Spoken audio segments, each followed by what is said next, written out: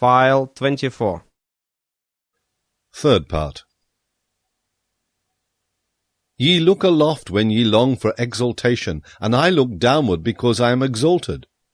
Who among you can at the same time laugh and be exalted? He who climbeth on the highest mountains laugheth at all tragic plays and tragic realities. Zarathustra 1, Reading and Writing. The Wanderer. Then, when it was about midnight, Zarathustra went his way over the ridge of the isle, that he might arrive early in the morning at the other coast, because there he meant to embark.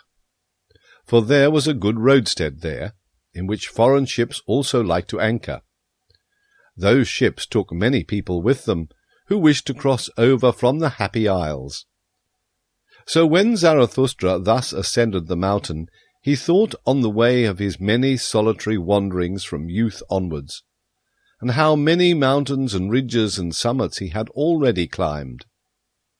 I am a wanderer and a mountain climber, said he to his heart. I love not the plains, and it seemeth I cannot long sit still. And whatever may still overtake me as fate and experience, a wandering will be therein, and a mountain climbing.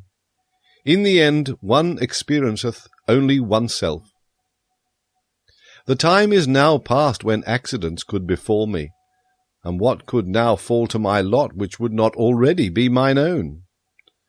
It returneth only, it cometh home to me at last, mine own self, and such of it as hath been long abroad and scattered among things and accidents.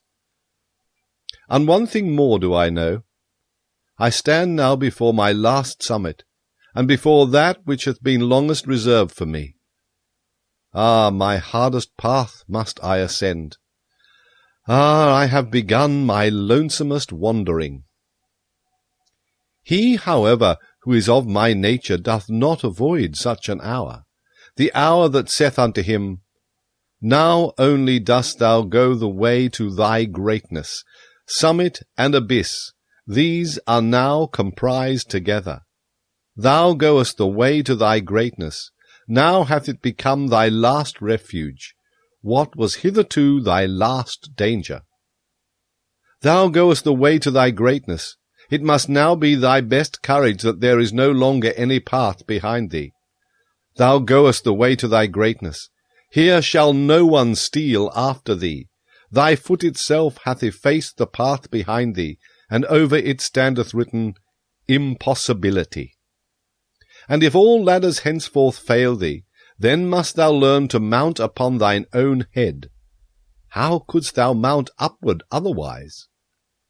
Upon thine own head, and beyond thine own heart, now must the gentlest in thee become the hardest. He who hath always much indulged himself sickeneth at last by his much indulgence. Praises on what maketh hardy. I do not praise the land where butter and honey flow.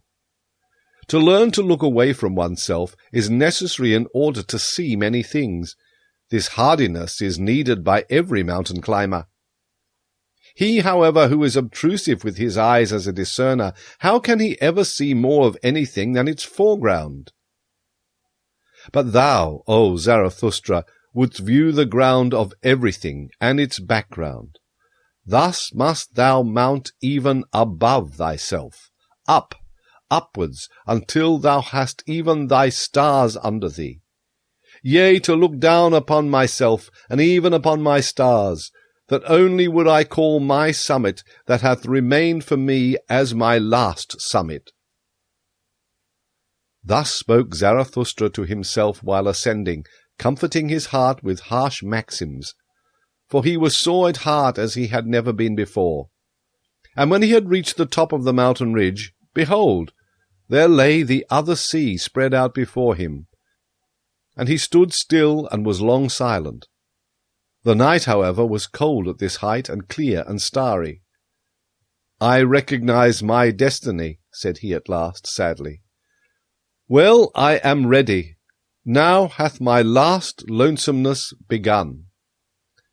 Ah, this sombre sad sea below me! Ah, this sombre nocturnal vexation! Ah, fate and sea! To you must I now go down. Before my highest mountain do I stand, and before my longest wandering. Therefore must I first go deeper down than I ever ascended. Deeper down into pain than I ever ascended, even into its darkest flood. So willeth my fate. Well, I am ready.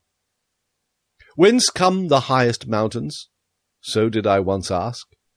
Then did I learn that they come out of the sea, that testimony is inscribed on their stones and on the walls of their summits.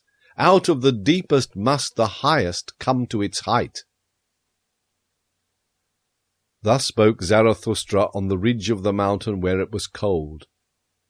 When, however, he came into the vicinity of the sea, and at last stood alone amongst the cliffs, then had he become weary on his way, and eagerer than ever before.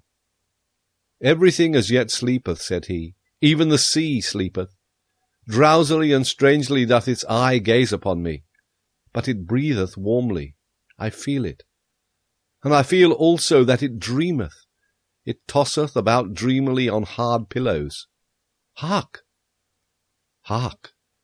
How it groaneth with evil recollections, or evil expectations! Ah, I am sad along with thee, thou dusky monster, and angry with myself even for thy sake. Ah, that my hand hath not strength enough! Gladly indeed would I free thee from evil dreams. And while Zarathustra thus spoke, he laughed at himself with melancholy and bitterness. What, Zarathustra, said he, wilt thou even sing consolation to the sea? Ah, thou amiable fool, Zarathustra, thou too blindly confiding one! But thus hast thou ever been. Ever hast thou approached confidently all that is terrible. Every monster wouldst thou caress, a whiff of warm breath, a little soft tuft on its paw, and immediately wert thou ready to love and lure it. Love is the danger of the lonesomest one, love to anything, if it only live. Laughable verily is my folly and my modesty in love. Thus spoke Zarathustra, and laughed thereby a second time. Then, however, he thought of his abandoned friends, and as if he had done them a wrong with his thoughts, he upbraided himself because of his thoughts. And forthwith it came to pass that the laugher wept. With anger and longing wept Zarathustra bitterly. The Vision and the Enigma. When it got abroad among the sailors that Zarathustra was on board the ship, for a man who came from the Happy Isles had gone on board along with him, there was great curiosity and expectation. But Zarathustra kept silent for 2 days, and was cold and deaf with sadness, so that he neither answered looks nor questions. On the evening of the 2nd day, however, he again opened his ears, though he still kept silent. For there were many curious and dangerous things to be heard on board the ship, which came from afar, and was to go still further. Zarathustra, however, was fond of all those who make distant voyages, and disliked to live without danger. And behold, when listening, his own tongue was at last loosened, and the ice of his heart broke. Then did he begin to speak thus. To you, the daring venturers and adventurers, and whoever hath embarked with cunning sails upon frightful seas, to you, the enigma intoxicated, the twilight enjoyers, whose souls are allured by flutes to every treacherous gulf. For ye dislike to grope at a thread with cowardly hand, and where ye can divine, there do ye hate to calculate. To you only do I tell the enigma that I saw, the vision of the lonesomest one. Gloomily walked I lately in corpse-coloured twilight, gloomily and sternly, with compressed lips. Not only sun had set for me. a path which ascended daringly among boulders, an evil, lonesome path which neither herb nor shrub any longer cheered, a mountain path crunched under the daring of my foot. Mutely marching over the scornful clinking of pebbles, trampling the stone that let it slip, thus did my foot force its way upwards. Upwards, in spite of the spirit that drew it downwards, towards the abyss, the spirit of gravity, my devil and arch-enemy. Upwards, although it sat upon me, half dwarf, half mole, paralysing, dripping lead in mine ear, and thoughts like drops of lead into my brain. "O Zarathustra," it whispered scornfully, syllable by syllable, "thou stone of wisdom, thou threwest thyself high, but every thrown stone must fall. O Zarathustra, thou stone of wisdom, thou slingstone, thou star-destroyer, thyself threwest thou so high, but every thrown stone must fall. Condemned of thyself, and to thine own stoning, O Zarathustra, far indeed threwest thou thy stone, but upon thyself will it recoil." Then was the dwarf silent, and it lasted long. The silence, however, oppressed me, and to be thus in pairs one is verily lonesomer than when alone. I ascended. I dreamt. I thought. But everything oppressed me. A sick one did I resemble, whom bad torture wearieth, and a worse dream reawakeneth out of his first sleep. But there is something in me which I call courage. It hath hitherto slain for me every dejection. This courage at last bade me stand still and say, "Dwarf, thou or I?" For courage is the best slayer, courage which attacketh, for in every attack there is sound of triumph. Man, however, is the most courageous animal. Thereby hath he overcome every animal. With sound of triumph hath he overcome every pain. Human pain, however, is the sorest pain. Courage slayeth also giddiness at abysses. And where doth man not stand at abysses? Is not seeing itself seeing abysses? Courage is the best slayer. Courage slayeth also fellow-suffering. Fellow-suffering, however, is the deepest abyss. As deeply as man looketh into life, so deeply also doth he look into suffering. Courage, however, is the best slayer, courage which attacketh. It slayeth even death itself, for it saith, "What's that life? Well, once more." In such speech, however, there is much sound of triumph. He who hath ears to hear, let him hear. "Halt, dwarf," said I, "either I or thou. I, however, am the stronger of the two. Thou knowest not mine abysmal thought. It couldst thou not endure." Then happened that which made me lighter, for the dwarf sprang from my shoulder, the prying sprite, and it squatted on a stone in front of me. There was, however, a gateway just where we halted. "Look at this gateway, dwarf," I continued. "It hath two faces. Two roads come together here. These hath no one yet gone to the end of. This long lane backwards, it continueth for an eternity, and that long lane forward, that is another eternity.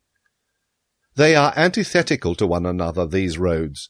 They directly abut on one another, and it is here at this gateway that they come together. The name of the gateway is inscribed above. This moment. But should one follow them further, and ever further and further on, thinkst thou, dwarf, that these roads would be eternally antithetical?" "Everything straight lieth," murmured the dwarf contemptuously.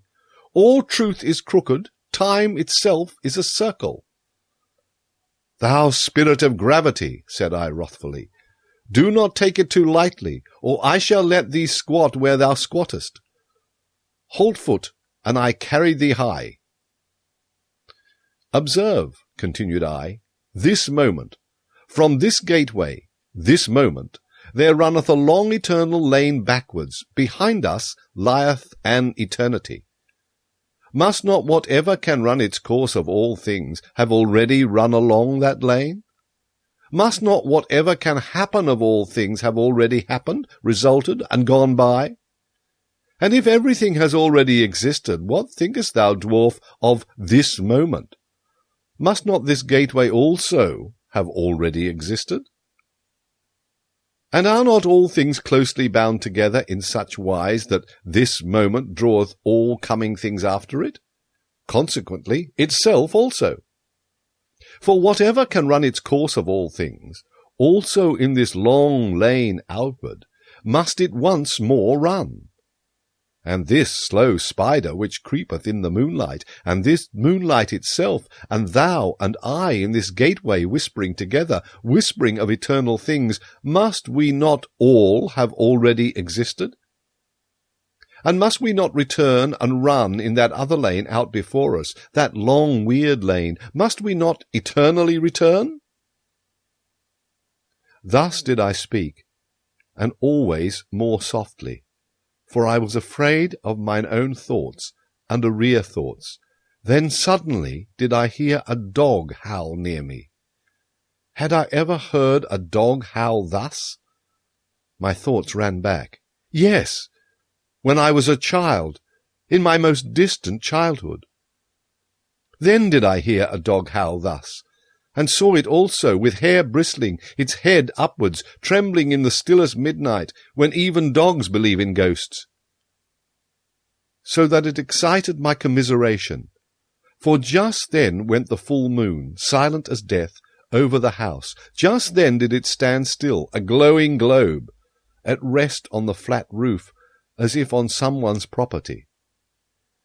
Thereby had the dog been terrified, for dogs believe in thieves and ghosts. And when I again heard such howling, then did it excite my commiseration once more. Where was now the dwarf, and the gateway, and the spider, and all the whispering? Had I dreamt? Had I awakened? Twixt rugged rocks did I suddenly stand alone, dreary in the dreariest moonlight. But there lay a man. And there, the dog leaping, bristling, whining. Now did it see me coming, then did it howl again, then did it cry. Had I ever heard a dog cry so for help? And verily what I saw, the like had I never seen. A young shepherd did I see, writhing, choking, quivering, with distorted countenance, and with a heavy black serpent hanging out of his mouth. Had I ever seen so much loathing and pale horror on one countenance? He had perhaps gone to sleep? Then had the serpent crawled into his throat. There had it bitten itself fast. My hand pulled at the serpent and pulled. In vain I failed to pull the serpent out of his throat. Then there cried out of me, "Bite! Bite! Its head off! Bite!" So cried it out of me, my horror, my hatred, my loathing, my pity, all my good and my bad cried with one voice out of me. Ye daring ones around me, ye venturers and adventurers, and whoever of you have embarked with cunning sails on unexplored seas, ye enigma enjoyers, solve unto me the enigma that I then beheld. Interpret unto me the vision of the lonesomest one. For it was a vision and a foresight. What did I then behold in parable? And who is it that must come some day? Who is the shepherd into whose throat the serpent thus crawled? Who is the man into whose throat all the heaviest and blackest will thus crawl? The shepherd, however, bit as my cry had admonished him. He bit with a strong bite. Far away did he split the head of the serpent and sprang up. No longer shepherd, no longer man, a transfigured being, a light-surrounded being that laughed. Never on earth laughed a man as he laughed. O my brethren, I heard a laughter which was no human laughter, and now gnaweth a thirst at me, a longing that is never allayed. My longing for that laughter gnaweth at me. Oh, how can I still endure to live, and how could I endure to die at present? Thus spoke Zarathustra.